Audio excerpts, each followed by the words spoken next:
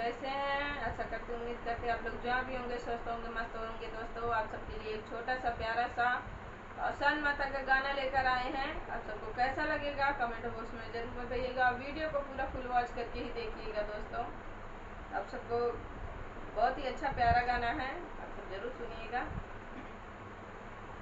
के मोरे खेतवा जोतई है तो धनवा रोपई है तो धनवा रोपई है हो।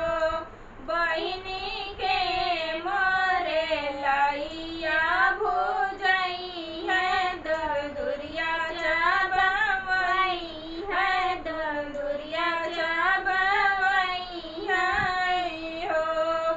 बहिनी के मोरे लइया भुजई है तो दूर दुरिया चबवई है दूर दुरिया चबवई है हो। ससुर जे खेतवा जोतई है तो धनवा रोपई है तो धनवा रोपई है हो। बहिनी ससुर मोरी लइया भुजई है दूर दुरिया चबवई है दूर दुरिया चबवई हो। बहिनी ससुर मोरी लइया भुजई है दूर दुरिया चबवई दूर दुरिया चबवई हो। के मोरे पोखरा खजई है तो माटिया ले आई है तो माटी ले आई है हो। बहिनी के मोरे आंगना लिपाई है तो दूर दुरिया चबवई दूर दुरिया चबवई है हो।